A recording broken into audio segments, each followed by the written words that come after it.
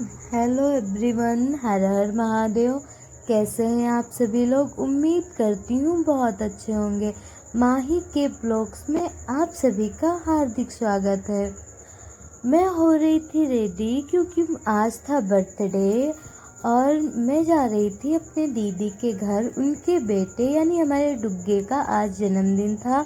आज हमारा डुग्गा पूरा 2 साल का कंप्लीट हो चुका है, तो हम जा रहे थे, इसलिए हो रही थी रेडी। मैं और मेरा छोटा भाई दोनों ही जा रहे थे। मैं सारी ज़रूरत की सामान बैग में रख रही थी और ये आके मुझसे पूछ रहा था कि सब कुछ रख लिया हो तो जल्दी से चलो, धूप बहुत तेज़ है और फिर उनका घर हमारे घर से काफ़ी दूर है, तो हमें थोड़ा जल्दी निकलना पड़ रहा है।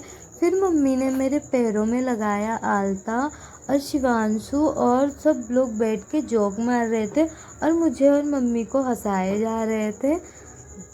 ये लोग बैठ के कॉमेडी कर रहे थे और फिर हमारी राइडर भी तैयार है, इसी से हमें जाना है। और इतनी तेज धूप थी, इतनी तेज धूप ना, और फिर धूप से तो हालत ख़राब हो रही थी। फिर मैंने चेहरे पे स्कार्फ बांधा और हम लोग निकल पड़े।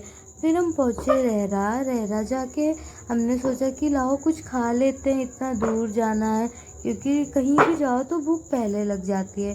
फिर हम लोगों ने खाया रसमलाई और इसे देखो बैठ के खा रहा है। और रसमलाई ना मेरी फेवरेट है। फिर मैंने भी रसमलाई खाई और खाया चाउमीन, क्योंकि इतनी दूर जाना था तो पेट पूजा तो होनी ज़रूरी है। फिर हमने खाया पिया और वहाँ से हम लोग निकल पड़े और धूप तो इतनी तेज़ थी। फिर हम पहुँचे मौसी के घर। इनके घर से ही होके हमें जाना था। ये मौसी का घर है। और अब मैं पहुंच गई थी दरवाजे पर। मैंने दरवाज़ा खटखटाया तो बीरू भाई बाहर निकल के आए, पैर छुआ और विशाल से भी मिले। फिर हम लोग गए अंदर और मैं मौसी पहले से ही रेडी थी और मैं पहुंची, मौसी से मिली। फिर हम लोगों ने फ़ोटो क्लिक्स की और फिर देर हो रही थी इसलिए हमें जाना था, तो मौसी ने फटाफट दरवाजे बंद किए क्योंकि उनके घर पे भी कोई नहीं था। वो दोनों लोग ही जा रहे थे, मौसी और बीरू भाई दोनों लोग। फिर हमने फटाफट सामान उठाया और बीरू भाई जूते पहन रहे थे और बोल रहे थे जल्दी जल्दी दरवाज़ा बंद करो, देर हो रहा है। फिर बीरू भाई ने निकाली गाड़ी, क्योंकि हमें इसी गाड़ी से जाना था। यहाँ से भी उनका घर बहुत दूर है। फिर हम लोग निकलने के लिए रेडी हो गए, सब सामान रखा, घर को लॉक किया। सब लोग देख रहे थे कि कुछ छूट तो नहीं गया। फिर मौसी आई दरवाज़ा बंद करने, जो इनका मेन गेट है। उन्होंने अपना गेट बंद किया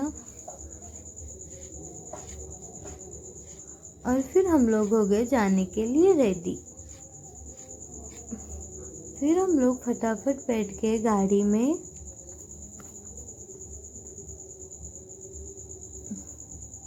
मैं, बीरू भाई, मौसी और विशाल तीनों चारों लोग जा रहे थे।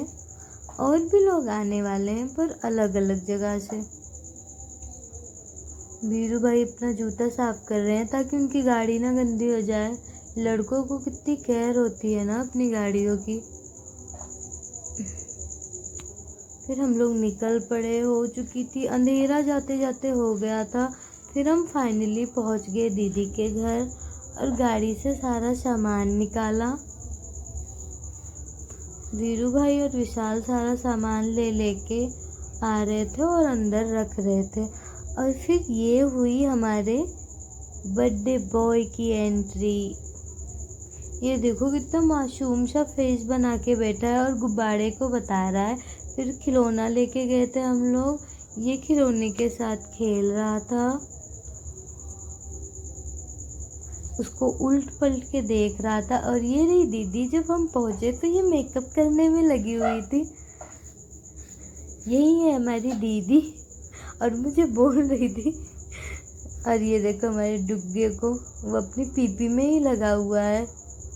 और इसी पीपी के चक्कर से उसने मुझे पुच्ची भी दी इतनी सारी, वरना ये देता नहीं है। कितना भी मांगो झापड़ ही मारता है। और वो बता रहा था ये कौन है, उसमें बलून छपे हुए थे, वही बता रहा था कि बाहर लगे हुए हैं। और इसी चक्कर में बार बार मुझे पुच्ची दे रहा था और पीपी को दिखा रहा था कि इसमें बलून्स लगे हुए हैं। और ये है हमारी दीदी की सासू माँ जो आई हैं और मौसी से बात कर रही हैं। इतने भी डुग्गे को लग गई चोट और वो रोने लगा। और हम सब लोगों ने खाए समोसे और डुग्गे के बर्तन